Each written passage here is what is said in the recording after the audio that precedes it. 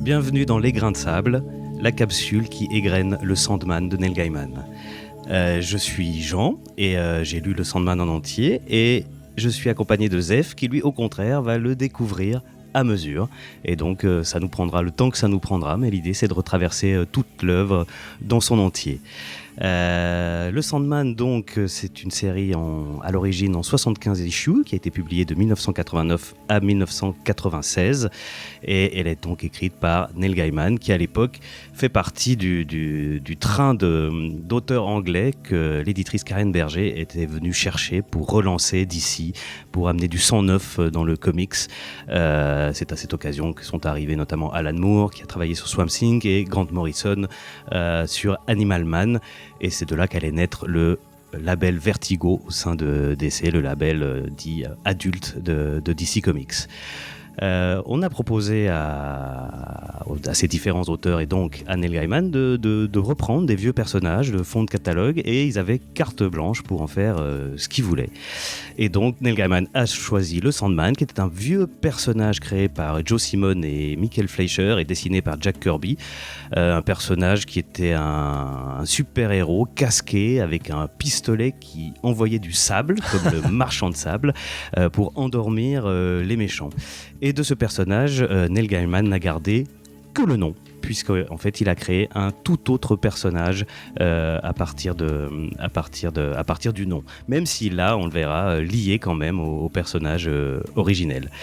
Donc aujourd'hui pour ce premier numéro, parce qu'il y a des choses à dire, parce qu'on a promis à nos camarades de Comics Outcast de ne pas dépasser les 12 minutes, on va vous parler simplement du chapitre 1 de l'issue 1 qui s'intitule Le sommeil du juste et qui est illustré par Sam Case et Mike Dringenberg.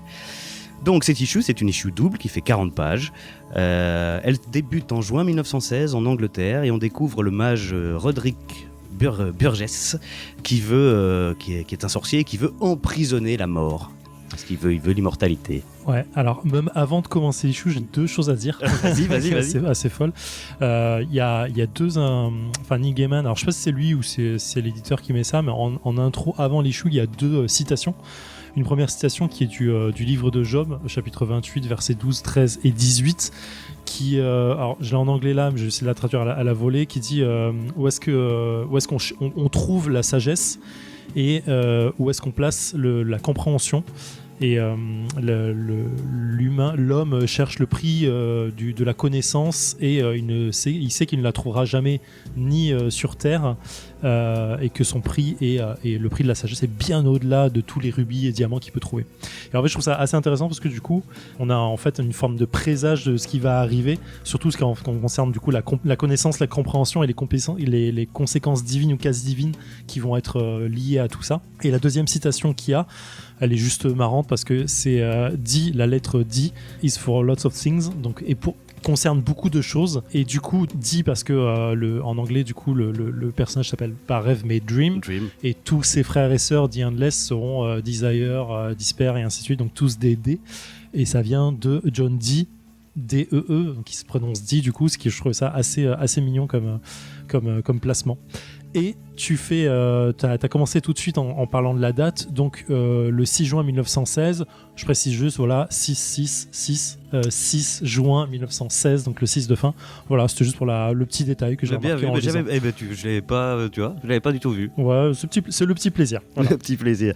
Donc en juin 1916, le mage Roderick Burgess veut emprisonner la mort.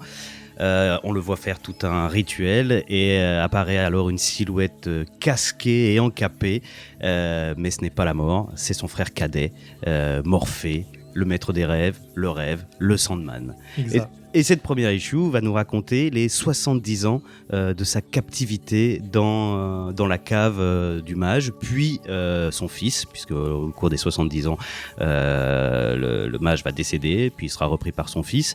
70 ans pendant lesquels le Sandman ne fait pour ainsi dire rien. Ouais, Au grand désespoir d'ailleurs du mage qui espère toujours qu'il va lui accorder puissance, vie éternelle et autres. du mage et de son fils lui-même, Et de son fils ça aussi. va passer de père en fils. Qui va faire la même chose et qui va rester silencieux pendant 70 ans au point de les rendre fous. Ouais, c'est une belle entrée en matière en fait d'un personnage qui va prendre toute sa puissance dans l'absence, parce que finalement en fait c'est un peu c'est presque une façon dramatique de lancer son personnage, parce que le mettre en avant en ne le faisant pas apparaître, c'est un ressort qui fait apparaître un personnage encore plus puissant, encore plus fort, Bien sûr. parce que on sait que sa présence en fait est quasi omnubilée par tous les protagonistes qu'on va avoir. En fait, sa présence va avoir des conséquences sur le monde entier. Les gens ne vont plus dormir, ou alors s'ils vont dormir, ils vont complètement être figés dans leurs rêves. À noter que le premier personnage, donc le docteur Hathaway, qui amène le bouquin nécessaire à créer ce petit enchantement, sa petite captivité, c'est le grimoire de Magdalene. Je trouve que la référence, elle est maboule. Alors Magdalene, je suis allé voir directement sur Wikipédia, qui était entre autres la première femme à témoigner de la résurrection de Jésus et du tombeau vide, entre autres, parce qu'il y avait aussi la mère de Jésus. Et selon l'évangile de Marc, c'est la femme qui était chargée d'annoncer la résurrection aux apôtres, ce qui en fait une femme qui est plus citée que les apôtres eux-mêmes dans tous les évangiles. Et elle est considérée par certains évangiles comme l'apôtre des apôtres. Et en fait, du coup, ça amène cette puissance divine dans ce bouquin. Et quand on regarde le sort qui est lancé par le Magister, c'est assez maboule en fait. Ne serait-ce que les termes qu'il utilise déjà installent dans tout l'univers, je trouve, un effet ultra fort de créativité, de divinité, de légende, de tout ce qui va être balancé, tout ce qu'on peut pouvoir voir. Enfin, on parle de plume qui a été enlevée des anges, d'une aile d'un ange directement, donc on sait que les anges peuvent exister. Il y a plein de choses qui sont assez cool là-dedans. Je trouve que l'ambiance directement, elle est assez maboule. Et puis, justement, pendant ces 70 ans, comme tu l'as dit, le fait qu'ils soient enfermés va perturber le sommeil et les rêves de toute l'humanité. Ouais. Donc ça, on nous le dit, mais surtout, Gaiman nous le montre en s'attachant à différents destins pour illustrer ce qui se passe. On a la petite Ellie qui s'endort pour ne plus jamais se réveiller, et sauf une fois de temps en temps, une fois tous les 10 ans ou les 4-5 ans, et elle vieillit bien sûr, mais elle, chaque fois qu'elle se réveille, elle croit toujours qu'elle a 8 ans. Ouais. On a un jeune homme en Jamaïque qui s'appelle Daniel, qui va avoir la maladie du sommeil, qui va ne plus dormir. On a un jeune poilu allemand, Stefan Wasserman, qui va se suicider une année après la guerre parce qu'il ne dort plus. On a le personnage d'Unity Kincaid, qui est une femme qui s'endort et qui ne se réveille plus, et qui pendant toutes ces années va être violée, enceinte, accouchée, son bébé va être adopté, et tout ça sans qu'elle se réveille. Au passage, la première fois qu'on voit Unity Kincaid, on nous dit qu'elle rêve d'un homme grand, ténébreux, ses yeux brûlent comme des étoiles, et ce qui annonce le visage évidemment du Sandman, visage qu'on ne découvre que à la page 20 sur 40. Vraiment, il repousse le moment de nous faire découvrir son visage. Mais juste pour revenir sur ces différentes histoires, il y a quelque chose que j'aime beaucoup dans le travail de Gaiman, qu'on voit là et qu'on reverra très souvent dans toute son œuvre et dans tout le Sandman, c'est la capacité à créer des personnages et des destins complets en quelques planches, en quelques phrases. L'histoire d'Ellie, l'histoire de Daniel, l'histoire de Stéphane, c'est quelques planches, mais c'est un destin complet qui nous est raconté en quelques pages. Ouais, je me demandais de savoir si on allait les revoir derrière, s'il y va y avoir des choses qui vont être croisées. Alors, en ayant vu la série, je sais qu'il y a des choses qui vont revenir, mais de quelle manière ça allait être fait? Tu veux que je réponde ou pas? Non, laisse-moi découvrir. Mais c'est intéressant que tu revenir sur le visage de Dream qui apparaît finalement, effectivement, qui a la moitié de Bichou.